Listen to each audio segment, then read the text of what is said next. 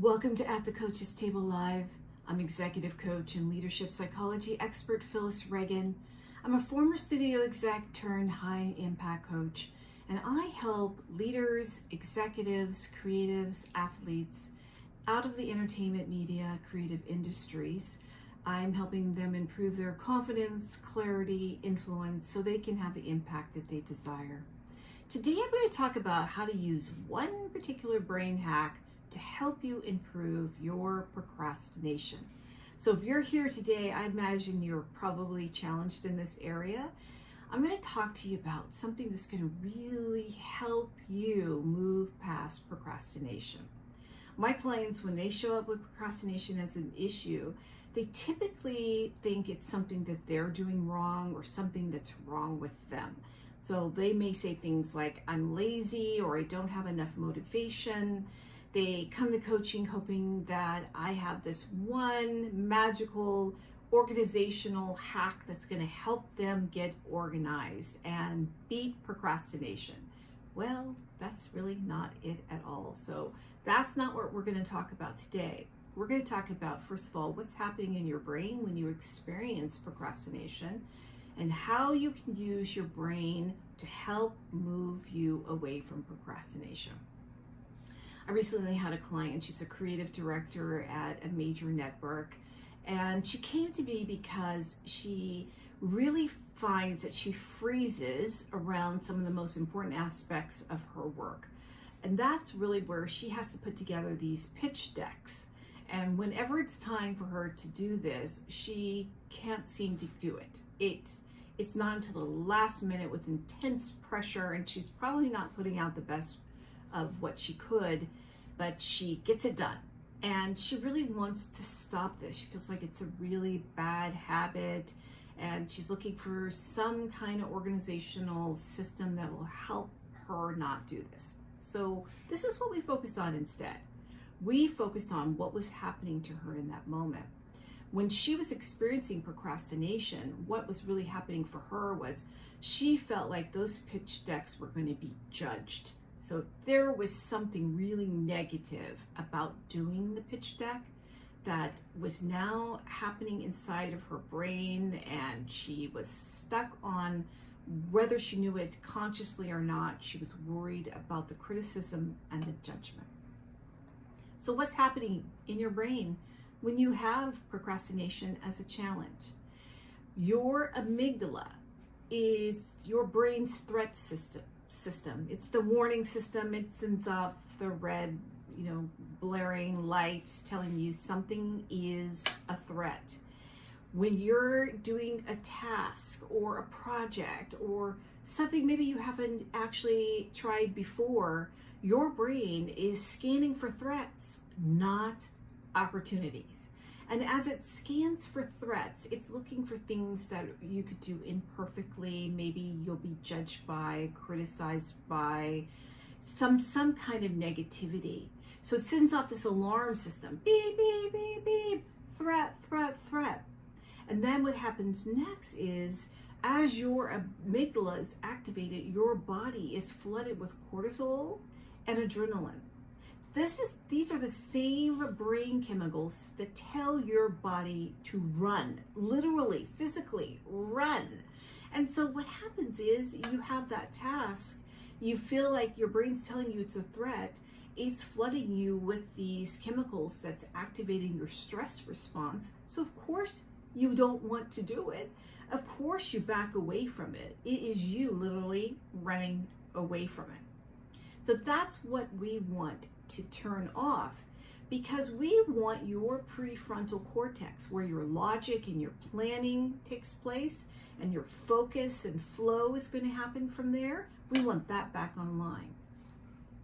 Here's how you actually get your brain to get back online. Here's the brain hack to beat procrastination, and it's called the 5-minute activation hack.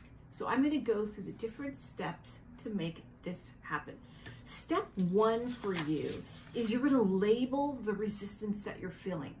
This is called affect labeling. I've talked about it in other videos. And it's really powerful because you're going to label the emotion that you're experiencing. So you will be saying things to yourself like, this is my brain feeling fear, not me being lazy. This allows your brain, first of all, to know exactly what it's dealing with. It's not going to be telling you all these different thoughts. You can focus on what's really happening in your brain, in your body, in your emotions. You label it. This allows for your prefrontal cortex to come back online when you label it. So now you're saying to yourself, I know what it is, and I'm not going to be following all these other thoughts that are telling me it's something else or something wrong with me. Number 2, you're going to shrink the task, literally. So when we're starting a project, or maybe like, I'll use one of a client recently for me. She was starting a new business. And so it felt big and it felt overwhelming to her brain, and it saw that as a threat. So she was flooded with all these stress signals, and she just couldn't get started on the business. She knew she had a great idea, but she felt frozen. What her brain was telling her was the potential for failure was really high. So she felt like she was just stuck in that kind of feeling of fear, and she's flooded with those chemicals that are telling her to run away from the task. So she did step 2. She shrank the task. And so instead of thinking about this large, encompassing idea of starting a business, she started with one idea. I am going to list off all the potential clients that I will contact. It was just a spreadsheet. That was her one task. That didn't feel overwhelming to her brain. She was able to complete it. So you want to shrink the task. The third step is to apply what's called the 5-minute rule. You're only going to do that task for 5 minutes. This is going to allow you, first of all, it really takes down the pressure. It takes down that real intensity from your brain, and it doesn't overwhelm you, right? You could do 5 minutes of anything and it won't overwhelm you.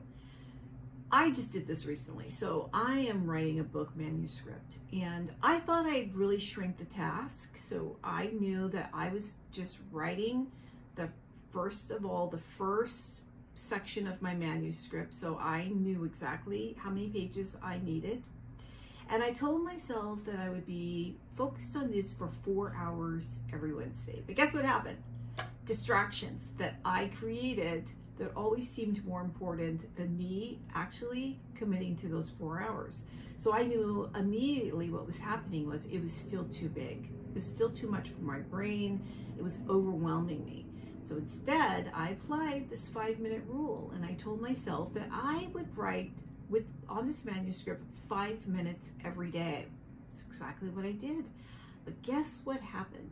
5 minutes felt very rewarding, by the way, to my brain. So it helps your reward system in your brain. It tells you like you're doing something great, and it sends and floods all these wonderful chemicals in your body that makes you feel great. It's those dopamine hits, and you're experiencing it. So now you're rewriting the script, which is what I was doing. So I rewrote the script about my manuscript, and the 5 minutes felt great. And what happened is naturally I went past 5 minutes. Not always, and maybe not always by great amounts. Sometimes I might have extended it by 10 minutes. Other times I looked up and I was really in the focus, in flow, and I had written 4 hours. What was happening? My prefrontal cortex was definitely back online. I was flooded with the dopamine. I was feeling good, and I was focused and in my flow again. Step 4 is you want to now reward the start, not the finish. Okay, so all you high achievers, this is for you. You often are looking at the finish as a reward. In fact, A lot of high achievers have this terrible habit of, even when they get to the final outcome, so they reach their goal, they move the goalposts. So they really never ever experience this good feeling of completion. It's always moving it. But even if that's not you, you don't want to focus on the completion. You want to focus on rewarding yourself for starting it, for just beginning to activate, right? To activate the task, to do that one thing that you shrink it down to. What this looks like is just pausing and you telling yourself, great job on that start. Sounds simple, maybe sounds silly. It's exactly what your brain needs to know. It's now rewriting that you are safe and you're successful. You can start equals safe and successful. So just starting now. So it's not about motivation, it's about momentum. So you want to make sure you build in that recognizing you completed it. So for my client, she started her pitch deck. She shrank down the task and told herself she would write just 3 slides for 5 minutes. She would begin these slides, and she did. She went longer than 5 minutes. She actually completed the 3 slides, and just for the start of it, after 5 minutes of that first part of the process, she had her smartphone set for 5 minutes. It went off. She realized she was in the flow, but before she continued, she praised herself and said, great job starting it. And that was just flooding her with these feel-good chemicals. So that's what you're going to be doing. So let's go over it again. You're going to, number 1, so this is how you're going to use your brain to hack procrastination. Number 1, you're going to name it. What is it that you're actually experiencing? So you're going to say things like, my brain feels threatened. It is not laziness. Number 2, you're then going to shrink the task so it's not so overwhelming. Number 3, you're going to set just for 5 minutes. And number 4, you're going to reward the start, not the end. All right, if you like these kind of talks where it's something that you can immediately walk away and apply, just join me live on Wednesdays, Fridays, and Saturdays. Wednesdays, I'm talking about everything that has to do with neuroscience to get your brain back online if you're having issues like around procrastination, perfectionism, maybe it's imposter syndrome and self-doubt. We'll be talking about those topics. On Fridays, I'm really focused on your leadership development. So I'm going to be talking about decision making, micromanaging, giving feedback, going past the fear of feedback, all the things that are going to strengthen you as a leader. And then on Saturdays, I'm talking about your well-being. The whole person shows up to work. We want to make sure you're feeling good, really centered, feeling grounded. So I'll be focusing on those topics that support you. All right. If you're looking for what's ahead, go ahead and go to my website, Phyllis Reagin, Reagin.com.